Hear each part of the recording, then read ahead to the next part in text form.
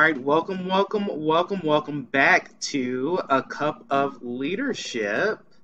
Um, this is our bi weekly podcast where we interview former alums of the Emerging Leaders Program at Arupe College and other influential people in our community to gain their perspective on leadership, serving others, and everything in between.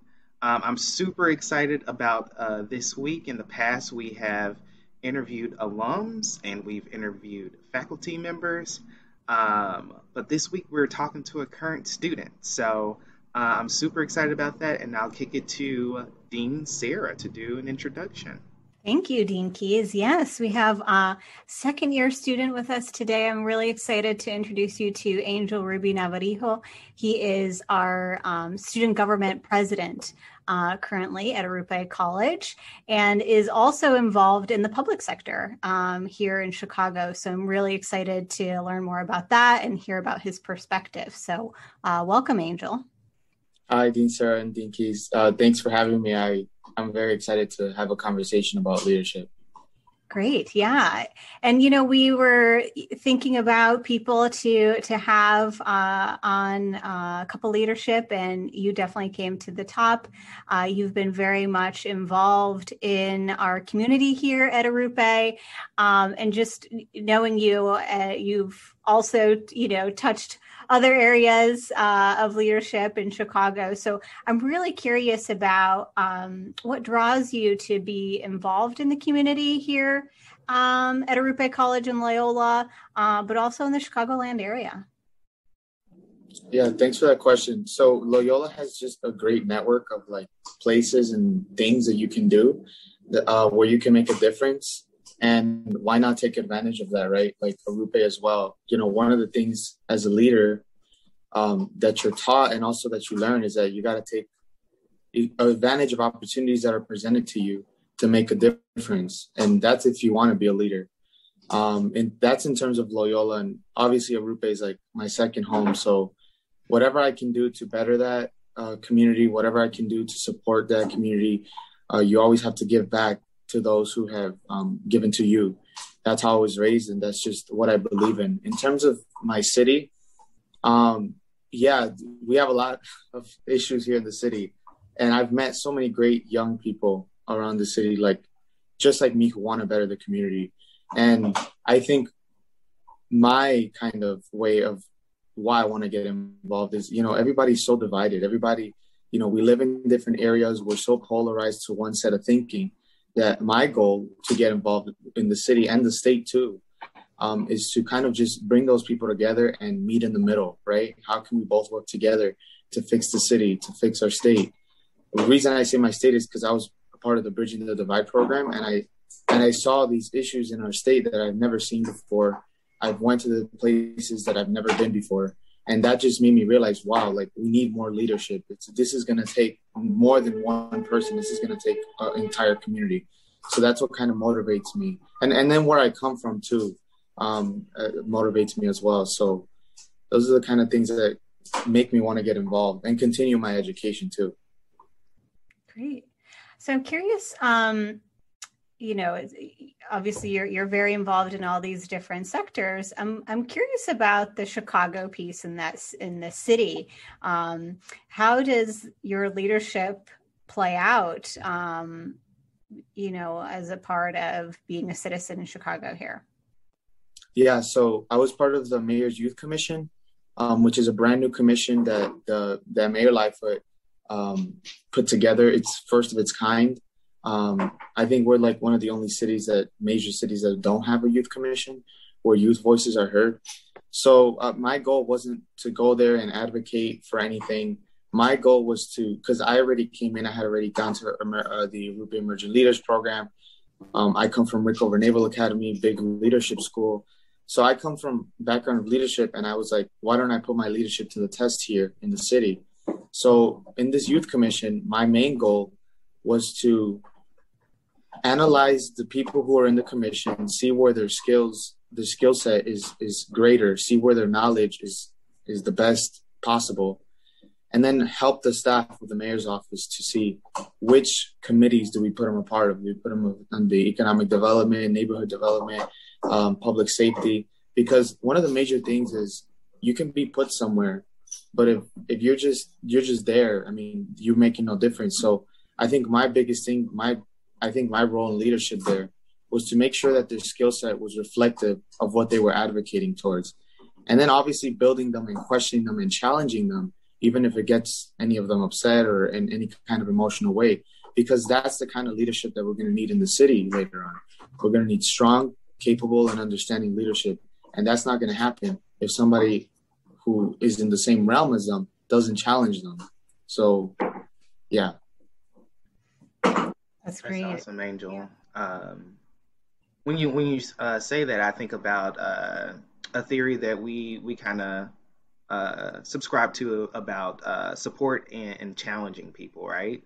So it sounds like you used your skills and learning about like interpersonal things and their strengths of the different people around you and saying, hey, I think you would be good for this community and that community. So I think that takes a lot of vision. I think that takes a lot of time and listening to other people too. But at the same time, challenging them to have the same drive and the same passion that you do. So I want to commend you on that. Now thinking about basically thinking about your inspiration, like who are some like individuals who kind of challenged Angel to kind of step outside of his box and speak on behalf of other people? And who are your mentors? My mother was the biggest one. She raised me by herself. So seeing her struggle was a learning experience itself. So I think she was the biggest mentor for me. She was a mother and a father. So for me, that's the number one. I guess number two would be somebody in high school. I was going through a lot, and I had a lot of I was battling with anger issues and things like that. Retired Naval Command Master Chief Leon Walker, he really taught me humility. He taught me hard work. He taught me that you got to push the extra mile because people like me aren't meant to make it past high school. So he told me that, and when he told me that, and he also highlighted what I'm capable of and my skills and all of my hard work. He put that into perspective for me. And because of that, I was able to make it through high school, and I was a successful leader in high school. And that was also like, he was one of my biggest ones. Like every time I would do a project, he's like, no, come back and do it better. Come back and do it better. He would always push me. He would always send me off. He would get me mad, but he was teaching me self-control. And that's a valuable lesson to take away. And I was super fortunate to have somebody like him on my side. And then the naysayers in high school as well. I really got into advocacy my junior year when I wasn't able to join the military. I was really upset about that. And I was able to go to DC and things like that. And I was planning walkouts and I was planning sit-ins and things of that sort. And there was a few people that, like teachers, that were like, don't risk, why are you risking your life? Why are you doing that? You could get arrested for that. You can, what is going through your mind? Like, why would you do that? There's systems in place for you. That kind of talk made me want to go above the limits that I know about. So for me, that was also one of my biggest mentors. It's just those naysayers that kept telling me, like, what are you doing? Like, what's wrong with you? Like, don't you know you can get in trouble? But it's that kind of thinking that doesn't get us anywhere. Martin Luther King died, of standing up for his beliefs. Nelson Mandela was in prison. Currently, the president of Myanmar right now, there's a coup going on for a secured president, like a democratic president that was voted in by the people. You think that she didn't want to give up? You think that she didn't want to quit? Those are the kind of leadership that we need to look up to. The people who have a higher purpose, higher power, like who believe in a higher power, who believe that there's a higher purpose in life and that every human being is capable of more. And those people, those teachers and staff members who were telling me that kind of stuff just made me want to learn even more. And that's how I ended up at Arupe too, because I realized that I needed to go to school for this. I needed to get education. So, yeah. Wow, that's powerful. I want to say that it's hard to channel that negative energy in the naysayers and using that energy for something positive, right? I think that a lot of people, and I've talked to a lot of students who have had similar experiences to you in high school, where people are telling them no and not having faith in them and not supporting them. But I think it takes a lot of introspection. It takes a lot of resilience to use that as a basis to propel yourself forward. Yeah. Yeah, it almost ends up being like fuel, right? You're using that negative energy and you're turning it into something, even more powerful. Yeah. To add on to that, I also like, for anybody that's going to watch, it is very hard what Dean Key said. But you just have to think about the bigger picture and think about how you're going to make it out, not them, because at the end of the day, they can say whatever they want, but you're going to have to walk that tunnel. You're going to have to see that light. So it's very hard to keep going, especially when things aren't going your way. But again, there has been so many successful people who have defied those odds and made it through, So, I mean, just keep going at it. I mean, there's really not much to it. You just have to keep going and believing in what you believe in. And that's what's going to propel you forward. And I just wanted to add on. Yeah. And I think it's also important to find people and gravitate towards people who do energize you and who do believe in you and support you, and I think mentorship is really important too. Somebody like your, former teacher back in high school, right? Like that person saw something and wanted to challenge you because they knew that you could do it and that you could be a great leader. So, I think those people imprint on us and shape us to be, who we are. Yeah. Now, Angel, I know we've had several individual conversations about your leadership style and how that has transformed over time. I'm curious. I want to open up the floor for you to share that journey with our listeners right now. Yeah. So it's very funny because it has changed drastically, like crazy. But when I was in high school, I joined a program called the SEALs program. I forgot what it stood for, but the Navy SEALs, like, they have their own thing. We didn't want to relate to that, but it was like education and learning and service, I think it was. And that was what it stood for. And it all started there with also Chief Chapman, another great mentor of mine, retired U.S. Navy. He was also teaching me a lot of things about leadership and skills and strategy, how to come up with different strategies, how to be more efficient. So it was a military high school, and I thought that I was like gung-ho, let's go at it all the time. But then my leadership style was very, very strict in high school. I was like, you know what? Like, you don't want to be here. Like, get out. Like, I don't got time for this. There's other people who are in line who are waiting to be in the spot that you're in, and you don't want to do anything about it. That was me back then. And then I got into Arupe. That's how I came into Arupe. And then, boom, big culture shock. Arupe, super supportive, very understanding. You know what? It takes steps to develop. And I'm like, what is going on? Like, I'm already developed. Like, I don't need to get no more development. Like, what is going on? But then I met all these smart people, other first-year students who are so smart they're going to be geniuses in their fields. And I'm like, you know what? I have to coach these people's minds. And I stopped and I kind of came out of my shell. And then student government happened, and Valeria was president at the time. And she's like, you need to smile more, and you need to not be so direct sometimes, because it may be perceived the wrong way.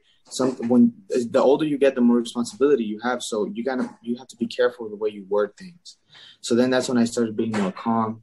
And then I started trusting my team, right? Because they have responsibilities, and you just have to trust your team. If your team member isn't doing something correctly, that is when you go ahead and you have that conversation with that rough conversation, like, hey, what's going on? Like you're not performing at this level. What is happening? And that is that. So I still have that side of me, but it's not as relevant anymore because I understand that there's different skill sets, different environments. Everyone at Rickover was just one person. We all wore the same uniform. We all wore the same name tags.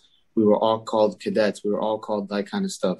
So we were all like just the same. But at Arupe, everybody has different sets of skills, different sets of environments that they grew up in. So that's when my leadership started changing, and then emergent leaders happened, and then bridging the divide happened. So I just became into this person that's like, I'm going to trust my team. And when people ask me, like, hey, why didn't your team do this or do that? I'm going to say, because that's just, they didn't want to do it. But at the same time, also, the team's work is a reflection out of my leadership. So if they're not performing, that's because I'm not performing. So you have to trust your team, but at a certain point, you have to be very constructive with them. And that's how my leadership has changed over time. It's gone from very strict to more understanding, but still having that hard part of me that like challenges them to the next step, It sounds like over time, you really thought about people on an individual level, right? And seeing where they're coming from, what their background is, and what their experiences are, and kind of being more understanding in where they are, especially right now in the middle of a pandemic, right? I think also in those conversations where people may not be meeting the expectations or the thoughts that you thought there would be at, I think in those conversations we're building a leadership skill too, right? We're building understanding, but we're also building communication skills, kind of what Valeria was mentioning to you around like directness and indirectness and how to communicate with others. So that's awesome. I just want to say that I've appreciated watching you grow as a leader, especially over these past 2 years. I've seen so much development and depth and maturity. So I'm happy you're able to share that with our listeners. But yeah. Yeah, I think it's always humbling to learn from other people, right? And so, like, when you said you came into Rupe and recognized everybody was talented, everybody has different skill set and knowledge, and we can learn from one another, and that's what really makes this place great, is that we can appreciate each other and what they bring to the table, and just how diverse it is, and being able to take and borrow and from other people is always a beautiful thing. So the other thing that I wanted to kind of touch upon is, you mentioned you were in Bridging the Divide, student government, right? So all of these steps have taught you something or led to some learning in some way. I'm curious how you continue to make room for learning while you are still leading. How do you do that? Yeah, I get asked that a lot. So yeah, that's very true. I do take on a lot, but that's because I'm just so passionate about stuff. And when you're passionate about things, you make time for that. But you also set aside time for the things that are important, like family and homework and work, So the way that I do it is I just make time. Like, I make time, and I'm very strict on that time. Like, I'm doing Bridging the Divide this weekend. Don't bother me. Don't tell me anything. I'll do my homework before then, in order to make Bridging the Divide. And then I'll just stick like that. And so I guess the way that I do it is I just make the time, which you have 24 hours in a day. You have all of this time, and you have 7 hours to sleep. If you really think about it, you got time for everything. So you just have to make the time. You have to be very self-reflective of yourself, and also know if it's possible. in order to do that. You can't just do it and then expect like for you to not let stuff be. I guess what I mean by that is you can't just take everything on at once. You can't. You have to pick your battles. You have to know what you can and cannot do. You can't do 4 internships and go to like be a full-time student. That's impossible. I wouldn't recommend that on anyone. And it's possible to work 35 hours a week and go to school. That's very possible. It's difficult, but it is possible. I've done it. And but I do want to highlight on that because you're right, Dinsa. It is a lot. And then I think my first semester of college, I'm assuming it's majority of students, and then my second semester weren't the best because I was trying to figure everything out.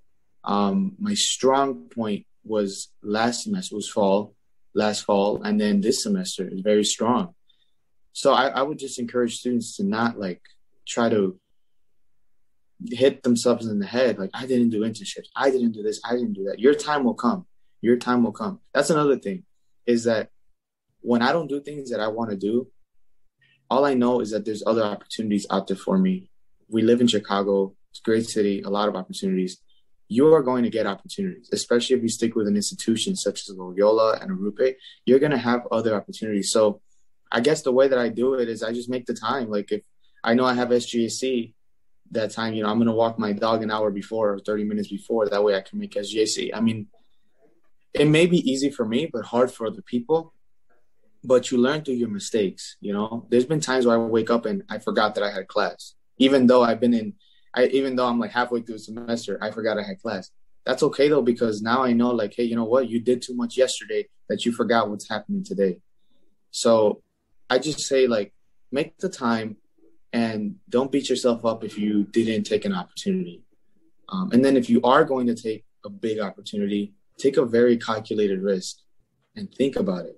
Because if you don't think about it, it's gonna bite you. It's gonna bite you real bad, and you're not going to recover from that. And those are the worst, I think, that you could experience. And then when hardships hit too, it's very hard to stay focused and make time. But Nicole's, to me, that said it best. Like, you have to find even 10 minutes for yourself, regardless of that's breathing or push-ups or reading or writing. You have to find time for you, or shower even. It's the small things that get us through the big things in the day. So that's the thing that I would say to that. Yeah. It's really good to recognize that you have to give yourself some grace, right? And be kind to yourself and recognize that you're not able to do everything. And that's really where discernment comes into play, is like, okay, is this the thing that I want to focus on? Is this where I want to give my energy? Or is there something else, right? Because we can't give everything 100%. And so kind of striking that balance is an art. Yeah, I think that's something we continue to learn over time, is being okay with making mistakes, but also acknowledging those mistakes and learning from them. I think that sometimes we kind of gloss over some of those steps, but it sounds like, Angel, you're learning how to identify all of those things and using what you're learning to just be a better holistic individual, right? And I think that's part of being a leader. You're always working on yourself. So thank you for sharing that. So I know that we've gotten to know Angel a lot through our conversation so far about what you've done and what you've accomplished. But what's next? What's the next step? What's the next step? And then what are your future goals, Angel? Yeah, Master Chief Walker taught me this thing where it's like a vision and a mission are two different things. Like, a vision is your end goal, your big picture. Your missions are what's going to get you there. So every now and then I write some missions down. Like, what am I going to do to get to that vision, right? So I was fortunate enough to get the Dream US scholarship out of high school. I had to work very hard for that because I didn't do great academically, because my plan was not in academics at all. And then I finally got to Rupe, and I realized there's so many opportunities. So I guess what's next for me is the continuum worked out for me. I was able to get that scholarship to finish, at Loyola, my bachelor's degree. So I guess now it's just focusing on my bachelor's degree and I want to head to DC next summer to do an internship over there. And that's it for now, I guess. And for big picture, law school is my big picture. I want to get into public service in some way. But yeah, those are the next step for me as of right now. There's a lot of bigger picture stuff I want to do, but I'm not going to get into that. But I really do believe that once I finish at Loyola, I think my opportunities are endless. I've worked very hard on my resume, and I feel like it's time to just use those skills and start bettering our city, like we've been talking about, bettering whatever that I try touching or step my foot in. I want to make sure that I use those skills the right way. So those are the next steps for me, just finishing school and expanding my arms everywhere I can. And yeah. Awesome. Well, congratulations on receiving the scholarship. Thank you. I know how pivotal that is.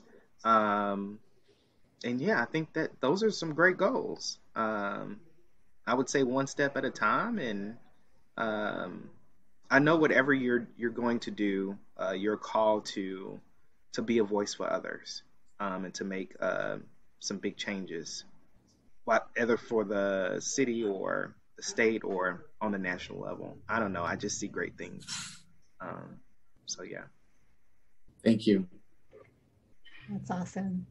So we always end our show with same question for everybody. So Angel, I'm curious, thinking back to when you were a first year student, when you came to Rupe, if you had to tell your younger self some advice on leadership skills, what would that be?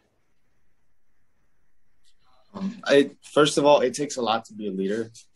You have to put things aside. You have to do a lot of work. It's a lot of hard work. Just know that you can impact somebody regardless of who you are. You have value. You have skill that this world can use, first of all and foremost. And I guess my biggest piece of advice is to not come into Rupe thinking that you know everything. That was me. I thought I was like this cool guy. And I got beaten down, and Dr. Armstrong had no mercy on me on my communications class. And yeah, so I just keep an open mind, and learn as much as you can from people, and know that being a leader is a higher calling than anything that you can even imagine about yourself. So that would be my two biggest pieces of advice for anybody that wants to be a leader or coming into college. It's just don't think you know everything, and being a leader is more than yourself. And that's it. Yeah. So true. So true. It's I think it's always great to recognize that anybody can be a leader, that we do have these natural given talents and gifts, but also be willing and open to receive new information from those around you, to kind of adjust and to be a better version of yourself. So thank you. Yeah, I honestly think that's the epitome of being cool, right? I think the epitome of being cool is figuring out, hey, I don't know everything, and I am willing to learn from other people. Mm-hmm. And I learned that a lot later in life than you did, Angel. So, like, props on that, man. Yeah. Valeria was very clear with me on that. Valeria is another great mentor, so shout out to Valeria. But yeah. Well, I think that concludes our podcast today. So that was A Cup of Leadership. Thank you, Angel, for being here and sharing your wisdom and your journey. And I think I speak on behalf of myself and Dean Sarah. We are extremely proud of you. and we can't wait to see what's next for you. So yeah, stay tuned with us. We'll be back in 2 weeks. Yeah, have a good day. Thank you. I appreciate both of you. Thank you.